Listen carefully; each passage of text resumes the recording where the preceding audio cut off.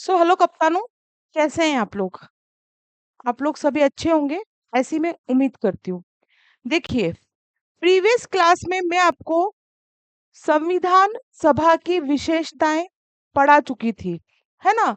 4 से 5 टॉपिक मैंने आप लोगों को संविधान सभा में संविधान में पढ़ा दिए हैं। जैसे संविधान सभा, संविधान संशोधन, संविधान की विशेषताएं, है ना? ये सब चीजें मैंने आपको पढ़ा दी है, अच्छे से पढ़ाई है, डीपली पढ़ाई है ना? जितना मैं अपना एफर्ट लगा सकती थी, जितना मैं अपना 100% दे सकती थी, मैंने बिल्कुल दिया।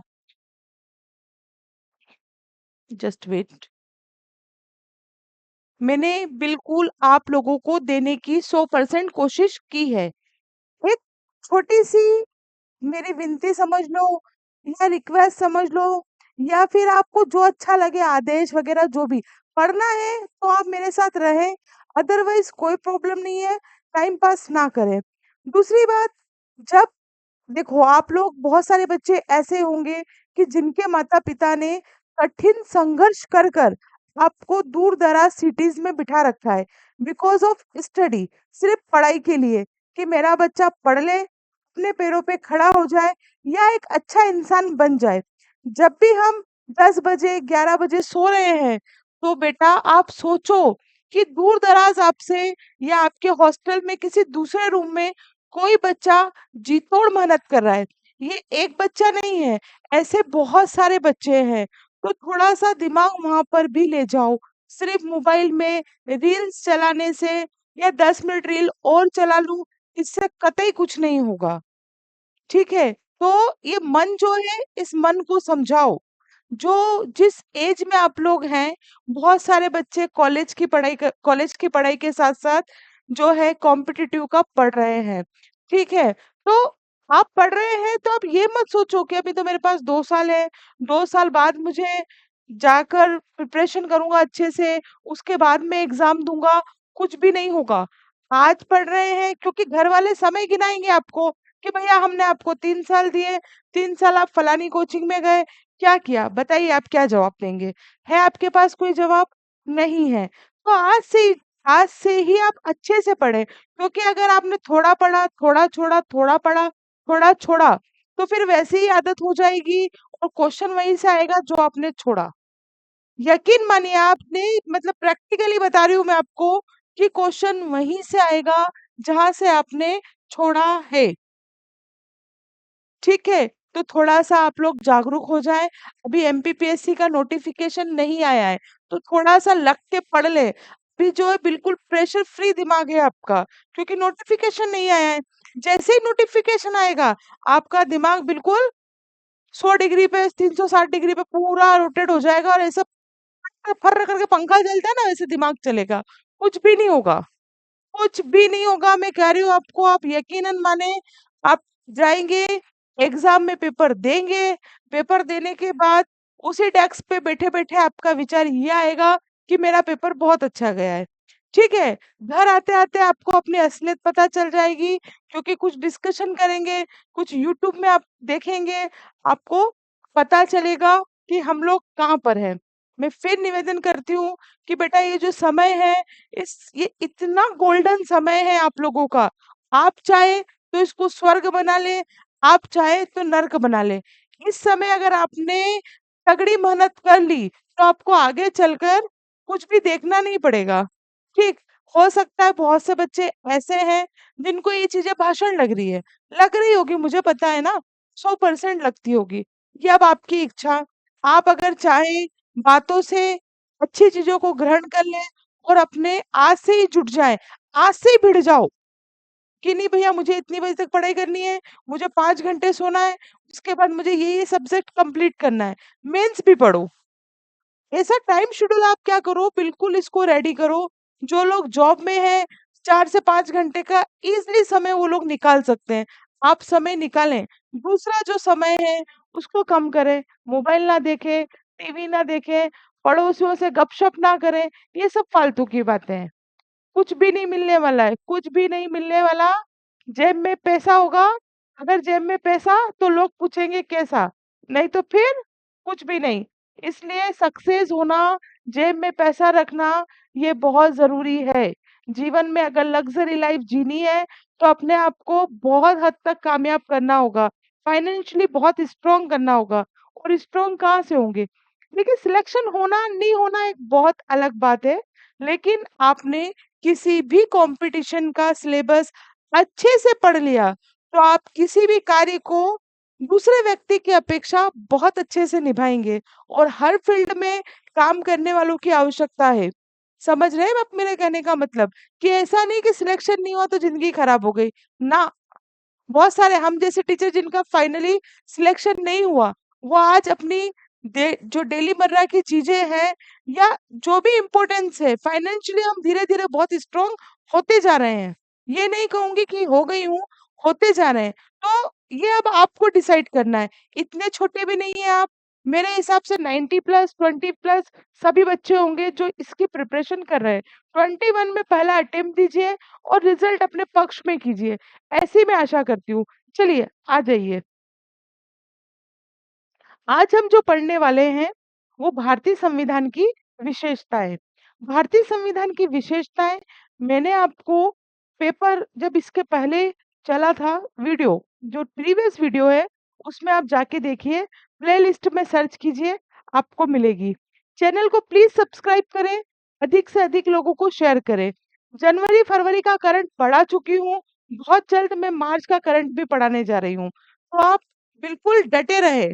ठीक है, शिद्दत से, कुछ नहीं बिगड़ेगा, 30 मिनट का सिर्फ मेरा वीडियो रहता है, आप इसको देखें और एग्ज़ाम पेपर जब हाथ में आए, तब आप सोचें कि क्या आया, क्या नहीं आया, ठीक है? तो 30 मिनट अभी आप मुझे सिर्फ दीजिए, ज़्यादा समय की मुझे लालसा नहीं है, ठीक है? चलिए, अब हम पढ़ रहे हैं भारतीय संविधान की विशेषताओं के एमसीक्यू। पहला क्वेश्चन आपके सामने बोर्ड पर, भारतीय संविधान के वृहद होने का कारण है। भारतीय संविधान बहुत बड़ा है ना? बहुत बड़ा, विश्व का सबसे बड़ा हमारे भारत का संविधान है। ये मैंने आपको बहुत अच्छे से जब डीपली पढ़ाया था, वहाँ मैंने आपको बताया था। तो अब यहाँ हो रही है एमसीक्यू की बात, तो मैं ज़्यादा रामायण तो नहीं कर सकती कि क्या था, क्या नहीं, क्योंकि वीडियो फिर लंबा हो जाएगा और आप बोलेंगे मैडम 30 मिनट का बोला था आपने। भारतीय संविधान के वृहद होने का कारण क्या है? क्या इसमें अनेक संविधानों का अनुभव संविष्ट है या इसमें विस्तृत प्रशासकीय प्रावधान है? इसमें एक बड़े देश की शासन से संबंध मतलब ये जो है ना, ये कुछ भी नहीं है। इसका राइट ऑप्शन है संघ तथा राज्य दोनों सरकारों का क्या है? संविधान है। जब हम कॉन्स्टिट्यूशन पढ़ते हैं, अनुसूचियों को पढ़ते हैं, तो उसमें जो केंद्र की सरकार है, उसके लिए भी संविधान है, जो राज्य की सरकार है, उसके लिए भी संविधान है। तो ऑब्वियसली जब अलग-अलग होगा, तो बड़ा ही होगा। जो ऑप्शन हमें दिए गए हैं, हम इस पे चर्चा कर रहे हैं।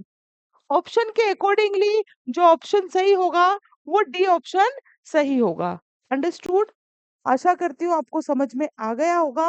अब हम चलते हैं आगे की ओर। भारतीय संविधान का अभिभावक कौन है? अभिभावक मतलब उसका पालनकर्ता, अभिभावक मतलब पेरेंट्स, गार्जियन, है ना? हमारे गार्जियन कैसे करते हैं? बिल्कुल सब कुछ उनके ऊपर ही डिपेंड है। इसी तरह भारतीय संविधान का अभिभावक, उसका संरक्षक कौन है? राष्ट्रपति है, प्रधानमंत्री है, सर्वोच्च न्यायालय है या निर्वाचन आयोग है? निर्वाचन आयोग की तो कोई भूमिका ही नहीं है इसमें। इसका सही ऑप्शन होगा सर्वोच्च न्यायालय, सुप्रीम कोर्ट। सुप्रीम कोर्ट को संविधान का संरक्षक कहा जाता है, क्योंकि इसमें लिखे गए सारे अनुच्छेद, जो भी तथ्य है, जो भी फैक्ट है, वो उनको बहुत अच्छे से डिस्क्राइब करता है ना? तो इसीलिए इसका सही आंसर सर्वोच्च न्यायालय होगा। ये तो बिल्कुल लड्डू प्रश्न है, हलवा प्रश्न है, सबको पता है। कौन से संविधान संशोधन द्वारा, कमेंट करेंगे अगर बच्चे देख रहे हैं तो, कौन से संविधान संशोधन के द्वारा जो है आयु किसकी, मतदान की 21 वर्ष से घटा के 18 वर्ष कर दी है। ये मेरी आज के गुरु दक्षिणा है।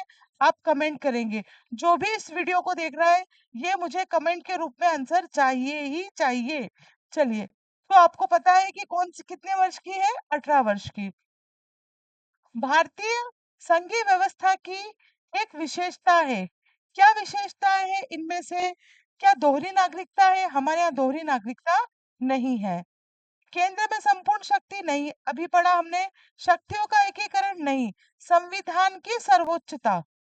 हमारे भारत देश में जो न्यायपालिका है, जुडिशरी है, वो सब व्यवस्था कैसे जमा के रखती है? किसी ने कोई गुनाह किया है ना? तो सब कुछ संविधान में है। तो हम लोग जितने भी भारत के नागरिक हैं, नागरिकता मैंने पढ़ाया है आप लोगों को। हमें नागरिक होने के नाते क्या-क्या ड्यूटीज मिली है, क्या-क्या राइट्स मिले हैं, ये सब संविधान है। ठीक है, सब कुछ संविधान है। तो संविधान की सर्वोच्चता। आगे अगर हम चले तो भारत के संविधान में संघीय शब्द की जगह किन शब्दों को स्थान दिया गया है ना? संघीय शब्दों की जगह किस शब्दों को स्थान दिया है? तो क्या संघीय राज्य है, संघों का राज्य है, या राज्यों का संघ है, या इकाइयों का संघ है? याद कीजिए आप लोग, आर्टिकल नंबर 1 में कहा गया है कि भारत जो है राज्यों का संघ होगा। ठीक है, चलिए आगे चलते हैं अब हम। भारतीय संविधान में कितनी सूचियां हैं? ये क्वेश्चन हर बार टकरा रहा है और मैंने हर बार आपको बताया है। ठीक है, इसके पहले मैंने आपको डीपली बता दिया है। फिर बता देती हूँ मैं कि 3 हमारी क्या है? सूचियां हैं। एक होती है समवर्ती सूची, एक होती है, ये 3 सूचियां हैं। ठीक है, तो इसका सही आंसर क्या हो जाएगा? 3। चलिए, भारत का संविधान अपना प्राधिकार किससे प्राप्त करता है? चिल्ला चिल्ला कर समझाया था मैंने, भारतीय जनता से। जो भारत की जनता है ना, यही क्या है? संविधान का प्राधिकार क्षेत्र है। भारत की जो जनता है, यही संविधान का प्राधिकार क्षेत्र है। प्रस्तावना में भी लिखा है कि हम भारत के लोग, है ना? ठीक है, आई बात समझ में? क्वेश्चन में पढ़ो उसके पहले आंसर ढूंढने की कोशिश किया करें। भारत की वृहत प्रभुसत्ता किसमें निहित है? तो ऑब्वियसली संविधान में निहित है। भारतीय संविधान की संरचना किस प्रकार की है? तो कुछ लचीली, कुछ कठोर, छोटे छोटे, ये तो इसमें कोई समझाने वाली फैक्ट वाली बात है। चलिए आगे। लिखित संविधान की अवधारणा ने सर्वप्रथम कहाँ जन्म लिया? क्वेश्चन पूछ रहा है वो सर्वप्रथम। भारत ने कहा से लिया ये नहीं पूछ रहा है। लिखित संविधान की अवधारणा ने सर्वप्रथम कहा? शब्दों को समझना, प्रश्न को समझना भी एक कला है। ठीक, सब कुछ आता है हमें, लेकिन हमें प्रश्न ढंग से समझ में नहीं आया, या फिर हमने जल्दबाजी में गलत तरीके से पढ़ लिया, तो फिर क्या होगा? Answer will be wrong, answer आपका गलत हो जाएगा। तो पूछ रहा है सर्वप्रथम कहाँ जन्म लिया? तो ये फ्रांस में जन्म लिया। चलिए, अध्याश अध्यात्म अध्यात्म शासन का उदय सर्वप्रथम किस देश में हुआ? तो ये जो हुआ, ये यूएसए में, संयुक्त राज्य अमेरिका इज राइट आंसर। चलिए, निम्न में से कौन सा एक भारतीय संविधान का दर्शन नहीं है? भारतीय संविधान में क्या उल्लेखित नहीं है इन चारों में से? तो इन चारों में से कल्याणकारी राज्य आप नीति निदेशक में पढ़ सकते हैं, समाजवादी राज्य, राजनीतिक समानता, ये सब कुछ हमारे संविधान में दिया है। जो नहीं दिया है वो है साम्यवादी राज्य। साम्यवादी राज्य की अवधारणा भारतीय कॉन्स्टिट्यूशन नहीं करता। भारतीय संविधान अर्ध अर्धसंख्यात्मक है, ये कथन है, और कारण क्या है? भारतीय संविधान में ना तो संघात्मक है और ना ही एकात्मक।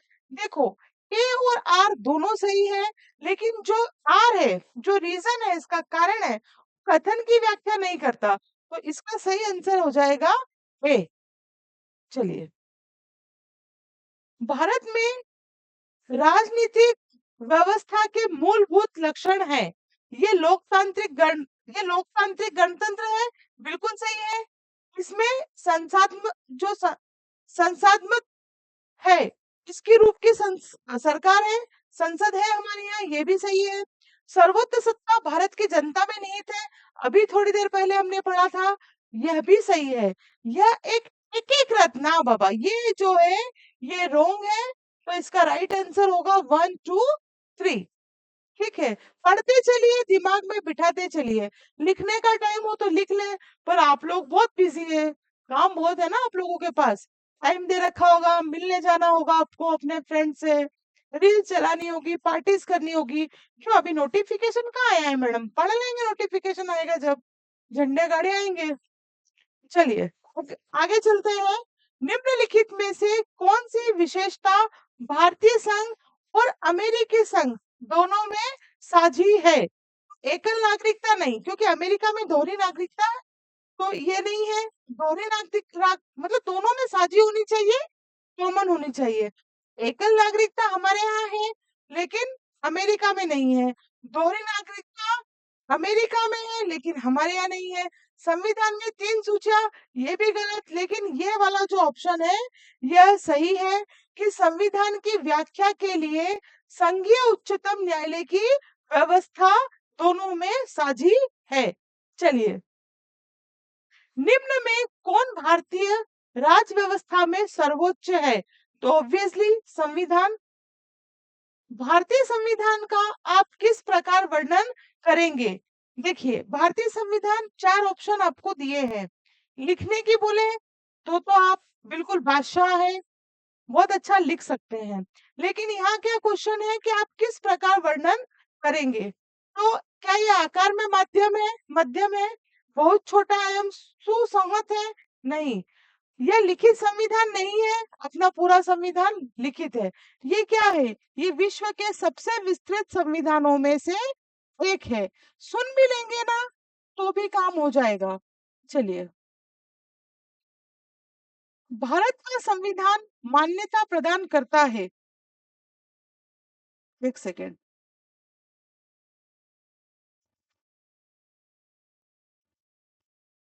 एक सेकेंड, सेल चेंज कर लेते हैं अपन।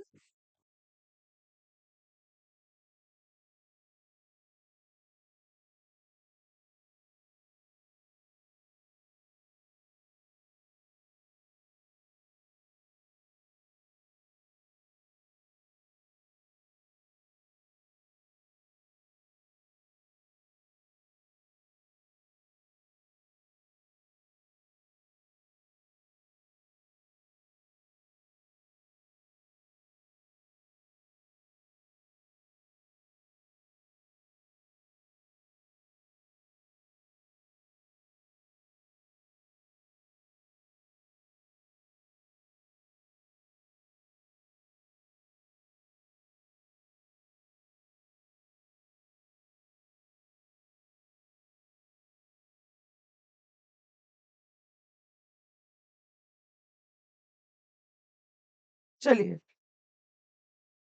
तो भारत का संविधान मान्यता प्रदान करता है, इसका सही आंसर देख लिया होगा आप लोगों ने, धार्मिक एवं भाषाई अल्पसंख्यकों को। संविधान जब मैंने पढ़ाया था, ये चीजें मैंने आपको बहुत अच्छे से पढ़ा दी थी। चलिए, यह आंसर लिखना भूल गई हूं मैं, कोई बात नहीं। विश्व का सबसे बड़ा लिखित एवं सर्वाधिक व्यापक संविधान किस देश का है? तो ऑब्वियसली भारत का है। चलिए, भारतीय संविधान कैसा है? तो ना तो ज्यादा बहुत ज्यादा कठोर नहीं है, लचीला नहीं है, कठोर नहीं है, लचीला नहीं है, ना ही कठोर ना ही लचीला नहीं, ये अंशतः कठोर और अंशतः लचीला है। चलिए, आगे चलते हैं। भारत का संविधान किस तरह का है? भारत का संविधान किस प्रकार का है? ऑप्शन देखना है, ऑप्शन के अकॉर्डिंगली पूछ रहा है इनमें से कौन सा सही है। तो ये क्या है? नम्य और अनम्य। चलिए, आगे चलते हैं। भारत के संविधान में भारत को माना गया है, बहुत ही अच्छा प्रश्न है, क्या माना गया है? अभी मैंने आपको बताया, आर्टिकल 1 याद करो क्या है ना? जो सुन रहा होगा वो तो आंसर बता देगा, सड़ा सा है, अगर ये भी नहीं आंसर बने तो फिर हम क्या ही करेंगे। बहुत मेहनत की आवश्यकता है। एक अर्ध संघ नहीं, स्वतंत्र राज्यों का संघ नहीं, राज्यों का एक यूनियन है। चलिए आगे चलते हैं। भारत एक धर्मनिरपेक्ष राज्य है, इसका क्या तात्पर्य? मैंने जब आपको संविधान की प्रस्तावना पढ़ाया था, वहां पर भी मैंने इस शब्द को बहुत अच्छे से बताया था। इसका अर्थ होता है कि भारत हमारे देश का अपना कोई पर्टिकुलर धर्म नहीं होगा, वो सभी धर्मों का समान सम्मान करेगा। तो इसके ऑप्शन देख लेते हैं। सभी नागरिकों के सामने समान है। ये क्या पूछ रहा है? धर्मनिरपेक्ष बताना इसका मतलब। उसका राज्य स्तर पर कोई अपना धर्म नहीं है। सभी वयस्कों को चुनाव में मत देने का अधिकार है। सभी नागरिकों को भाषण देने की स्वतंत्रता है। देखो, ये चारों स्टेटमेंट सही तो है, लेकिन वो क्या पूछ रहा है? धर्मनिरपेक्ष देश का अर्थ पूछ रहा है। तो इसमें होगा उसका मतलब किसका? राज्य स्तर पर कोई धर्म नहीं है, इज द राइट आंसर। चलिए, निम्नलिखित कथनों में से कौन सा सत्य है? भारतीय संविधान अध्यक्षात्मक है। भारत एक नाम मात्र का राजतंत्र है। भारत एक कुलीन तंत्र है, या भारत एक संसदात्मक प्रजातंत्र है? बताइए, अब आप एक आधा आंसर तो बताएं। कमेंट करा करो, अगर जिस टाइम देखो वीडियो उस टाइम कमेंट करो, ठीक है? मुझे भी तो बच्चों के नाम याद होंगे। तो इसका जो राइट आंसर है वो है भारत एक संसदात्मक प्रजातंत्र है, क्योंकि हमारे यहाँ जो है संसदीय व्यवस्था पाई जाती है। चलिए, भारतीय संविधान के संबंध में कौन सा कथन सही है? भारतीय संविधान के संबंध में कौन सा कथन सही है? बताइए। यह एक मौलिक संविधान है, यह दूसरे देशों के संविधान से प्रभावित है, यह दूसरे देशों के संविधान की बिल्कुल नकल है। नहीं बाबा, ये दूसरे देशों के संविधान से मात्र प्रभावित है। चलिए, निम्नलिखित में कौन सा कथन सही है? कौन सा कथन सही है ये अपने को बताना है। भारत का संविधान भारत में संसदीय पद्धति की सरकार की व्यवस्था करता है। भारतीय संविधान द्वारा स्वतंत्र न्यायपालिका की स्थापना की गई है। भारतीय संविधान भारत में विधि के शासन की व्यवस्था करता है। ऑब्वियसली उपयुक्त सभी क्या है? सत्य है। ठीक है, इसका जो राइट आंसर होगा इट विल बी डी। संविधान पॉलिटी बहुत अच्छा सब्जेक्ट है। पॉलिटी ना सिर्फ हमें किसी कॉम्पिटिटिव को या कॉलेज लेवल पे किसी चीज को पास कराता है। ये अगर आपने पढ़ लिया तो अपने सारे अधिकारों के बारे में आप जान सकते हैं। बहुत बहुत दमदार सब्जेक्ट है। लेकिन हम क्या है कि सिर्फ क्या बोलूं अब। चलिए आ जाओ। निम्नलिखित में से कौन सा कथन सही नहीं है? भारतीय संविधान निर्मित, लिखित और सर्वाधिक व्यापक है। भारत का संविधान प्रभुत्व संपन्न, लोकतंत्रात्मक, पंथ निरपेक्ष तथा समाजवादी संविधान है। भारतीय संविधान में मूल अधिकारों को संविष्ट किया गया है। भारतीय संविधान में मूल अधिकारों को संविष्ट किया गया है। संविधान के प्रवर्तन के समय से ही संविधान में मूल कर्तव्य शामिल है। अगर ये क्लास देखने के बाद अगर आप इस सवाल का जवाब ना दे पाए, तो या तो मेरे पढ़ाने में कोई दिक्कत है, या फिर आपके समझने में, या आप कंसंट्रेशन से नहीं पढ़ते हैं। इसका आंसर बताइए मुझे। आप तुरंत जब भी इस वीडियो को देख रहे हैं, क्योंकि ये लाइव क्लास नहीं है, लेकिन वीडियो तो देखेंगे, तुरंत कमेंट करेंगे आप, तुरंत, कि इसका राइट आंसर क्या होना चाहिए। तो इसका जो राइट आंसर है वो डी होगा, क्योंकि जब हमने संविधान सभा के अंतर्गत, या जब हमने संविधान पूरा कंप्लीट हुआ ये कहना चाहिए, तो जो मूल संविधान था उसमें मौलिक कर्तव्य है ना, जो मूल कर्तव्य है, मौलिक कर्तव्य है, या फंडामेंटल ड्यूटीज है, वो इंक्लूड नहीं थी। इसको सरदार स्वर्ण सिंह समिति की अनुशंसा पर जोड़ा गया। पहले 10 थी ड्यूटीज, फिर एक और जोड़ी गई। अब आप कमेंट करके बताएं कि 10 कौन से वर्ष में जोड़ी और 11वें नंबर की कौन से वर्ष में जोड़ी। भी आपकी ड्यूटी बनती है। चलिए आगे चलते हैं। भारतीय संविधान के संदर्भ में कहा जाता है कि यह क्या है? यह वकीलों का स्वर्ग है। ठीक है, यह कहा जाता है कि ये क्या है? ये वकीलों का स्वर्ग है। और ये किसने कहा था? ये भी मैंने आपको बताया था। आप मुझे इसका आंसर भी कमेंट करके देंगे कि वकीलों का स्वर्ग भारतीय संविधान को किसने कहा है। चलिए, भारतीय संविधान पर सबसे ज्यादा जो प्रभाव देखने को मिला है वो भारत सरकार अधिनियम 1935 का है। सबसे लास्ट अधिनियम था। यहाँ से बहुत सी बातें हूबहू ले ली गई है। तो इसी का हमें देखने को मिलता है भारतीय संविधान पर इफेक्ट। भारत में किस प्रकार की शासन व्यवस्था अपनाई गई है ना? भारत में किस तरह की शासन व्यवस्था अपनाई गई है? क्या अमेरिका की अध्यक्षात्मक प्रणाली अपनाई गई है, या ब्रिटिश संसद जो ब्रिटिश संसदीय प्रणाली है उसे अपनाया है, या फ्रांसीसी अध्यक्षात्मक प्रणाली अपनाई गई है, या सामूहिक मंत्रिमंडल प्रणाली को अपनाया गया है? तो इसका सही आंसर बी होगा। हमने ब्रिटिश संसदीय प्रणाली को अपनाया है। मैं आशा करती हूँ ये एमसीक्यू जरूर आपके लिए हेल्पफुल होंगे। एमसीक्यू को सॉल्व करने का एक और तरीका है कि अगर आप सच में सिलेक्शन लेना चाहते हैं प्री अगर आप निकालना चाहते हैं, तो जितनी भी टेस्ट सीरीज आप लगा रहे हैं, जितने भी एमसीक्यू आप सॉल्व कर रहे हैं, उसकी एक कॉपी बनाएं। ठीक है, कॉपी बनाकर आप अगर लिखते हैं कि अमेरिका से हमें क्या क्या हमने लिया है, उसको आप पुट करें। उसके बाद ब्रिटेन से हमने संसद हमारे संविधान में क्या क्या लिया है उसे पुट करें। फ्रांस से हमने क्या क्या लिया है। आप देखेंगे कि आपका जो सिलेबस है वो हाथों हाथ कंप्लीट होता चल रहा है और क्वेश्चन यहीं से आएंगे। ठीक, नेक्स्ट वीडियो में बहुत जल्द मुलाकात होगी।